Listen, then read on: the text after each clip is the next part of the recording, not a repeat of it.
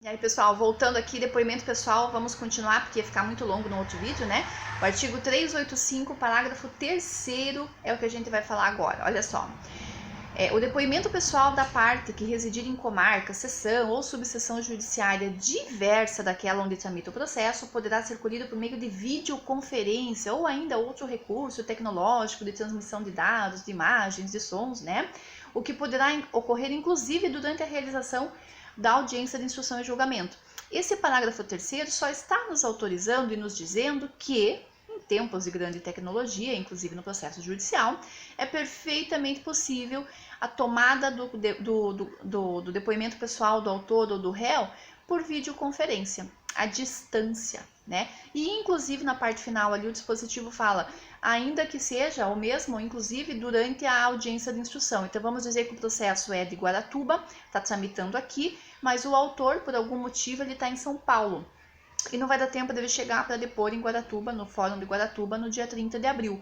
Não tem problema. Esse dispositivo, parágrafo 3º do 385, autoriza que nós colhamos o depoimento dele por videoconferência. Inclusive, no mesmo momento em que estivermos nós aqui realizando a audiência. Então, a gente está colhendo os depoimentos, está colhendo o depoimento de testemunha, tudo aqui em Guaratuba. Mas um deles, o autor, vamos supor, está lá em São Paulo.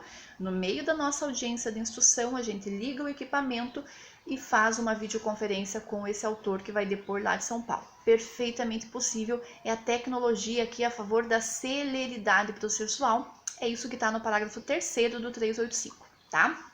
O que mais que a gente tem ali? Coloquei o artigo 386, que é importante a gente falar. O que ele diz? Quando a parte, sem motivo justificado, deixar de responder ao que lhe for perguntado ou empregar evasivas, o juiz, apreciando as demais circunstâncias e os elementos de prova, declarará na sentença se houve recusa de depor.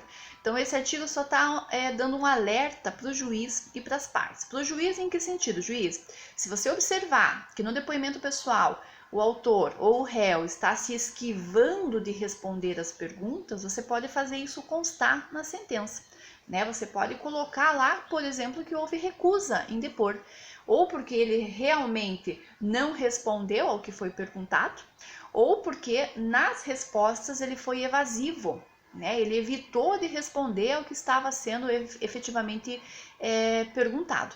Então, o juiz na sentença pode fazer essa declaração e dizer que, olha, na audiência realizada no dia tal, o réu foi evasivo, se esquivou de responder às questões feitas pelo juízo. Isso pode, junto, claro, com todas as outras circunstâncias do processo, impactar na decisão final que o juiz vai ter sobre o caso, tá? É isso que está dizendo o 386. O 387 trata mais aqui de uma questão prática, né, de procedimento, e ele diz assim: a parte responderá pessoalmente sobre os fatos articulados, não podendo servir-se de escritos anteriormente preparados, permitindo-lhe o juiz, todavia, a consulta a notas breves, desde que objetivem completar esclarecimentos. O que esse artigo 387 que eu coloquei ali para vocês está dizendo? Está dizendo que, como regra, é proibido ao autor ou ao réu, quando forem depor em juízo, no seu depoimento pessoal, pegar um papel para ler ou ler as suas respostas. Então, o juiz pergunta lá: autor, conte-me em detalhes o que aconteceu. Aí o autor saca um papel da gaveta, da bolsa, e começa: no dia tal, aconteceu isso. Ou ficar consultando toda hora um documento escrito que ele tenha, não pode, né? Porque o objetivo da audiência da colheita, né, do depoimento pessoal do autor ou do réu é justamente para o autor e para o réu aproveitar nesse momento para fazerem com espontaneidade tudo que está escrito já nas suas petições, né? E um momento também do juiz ouvi-los de forma espontânea, perguntar frente a frente, pessoalmente, para o juiz ter um pouco mais de contato também, e para as próprias partes em relação umas às outras, poderem conversar sobre aquele caso, né? Expor pessoalmente e verbalmente o que está acontecendo. Então, não faz sentido ficar lendo um papel, né? Ou trazer a petição e ficar lendo a petição, de forma nenhuma. O que o artigo admite ali no final é que o juiz permita, eventualmente, uma consulta rápida a breves apontamentos. Então, puxa, eu sei que o juiz vai me perguntar sobre muita coisa, o caso é bastante complexo, então vai ter bastante pergunta, para eu não me perder, na hora que eu for depor, eu quero lembrar tudo que eu tenho que falar, eu faço itens, falar sobre o dia 30, falar sobre o acidente, falar sobre isso, falar sobre o dano. Posso fazer apontamentos rápidos e curtos para dar uma olhadinha rapidinha para falar? Pode, perfeitamente, o juiz pode permitir isso sem problema nenhum. O que não pode é chegar na audiência, eu autor ou eu réu, e ficar lendo um papel, tá? O que mais que a gente tem ali? O artigo 388 e a gente já encerra por aqui. O 388 está falando do quê?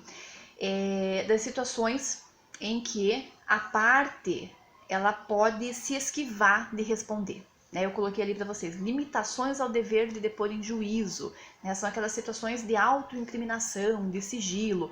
Então, muito embora nós tenhamos lido o artigo que diz que a parte tem que falar, ela tem que se apresentar para o juiz e tem que contar o que aconteceu, sob pena de confesso e sob pena de ser reputado verdadeiro, o que a outra parte está falando a respeito dela, há situações em que ela pode se calar. E aí está lá no 388, que diz assim: a parte não é obrigada a depor sobre fatos, criminosos ou torpes, que lhe forem imputados. Então aqui é aquele direito de não se incriminar. Puxa, então estão perguntando para mim se eu matei o José.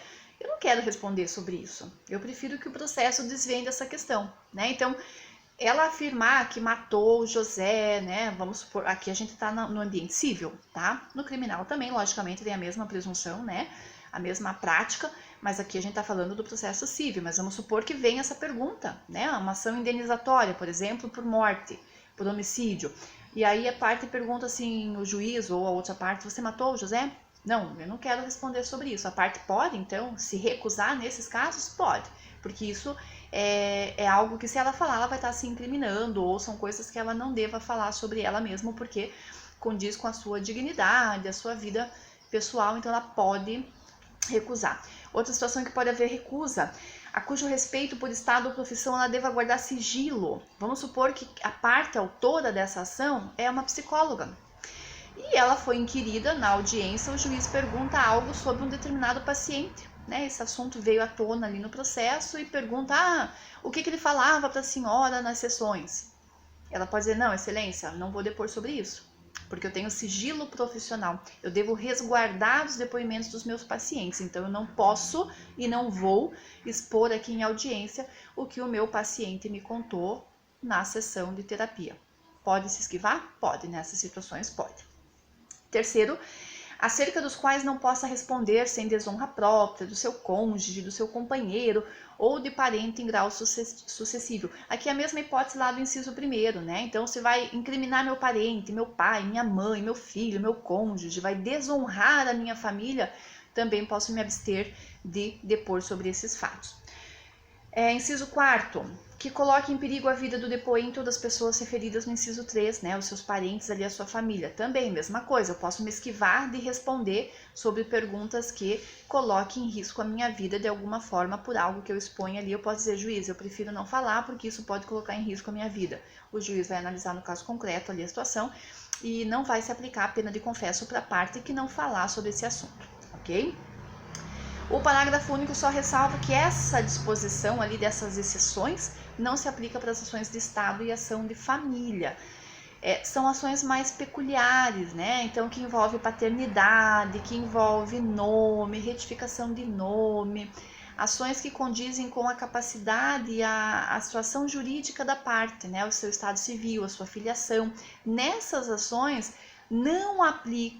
a gente não aplica esse artigo 388, porque presume-se ali que isso é pequeno perto da importância dessas ações que versam sobre direito de família e ações de Estado, Capacidade, filiação, estado civil, divórcio. Aí eu tenho sim a obrigação de depor e essas recusas autorizadas ali já não teriam aplicabilidade. Claro, perfeitamente que no caso concreto o juiz vai analisar tudo isso, Mas aqui tem expressamente esse parágrafo único dizendo que nessas ações não se aplica esse artigo, ok? E aí, por fim, só queria comentar com vocês, Quem que faz as perguntas para o autor e para o réu, No Código de Processo Civil anterior, a gente tinha a previsão lá de que eu, advogado, faço a pergunta para o juiz e o juiz repergunta para a parte, Tinha um triângulo ali. Eu, advogado, não fazia pergunta direto para o depoente, eu fazia para o juiz e o juiz reproduzia a minha pergunta para a parte. Hoje tem se entendido que, tal como acontece no depoimento das testemunhas, que a gente vai ver depois, o advogado pergunta diretamente para a parte, né? Não pergunta para o juiz reperguntar. Então é direto, o advogado pergunta para o autor, o advogado pergunta para o réu. E depois também a gente vai ver, advogado pergunta direto para a testemunha, tá? Ficou mais fácil, mais rápida e mais direta a inquirição das partes e das testemunhas, como a gente vai ver depois. Até mais, gente. A gente continua com o próximo modo de prova, meio de prova, que é a confissão. No próximo. Até mais.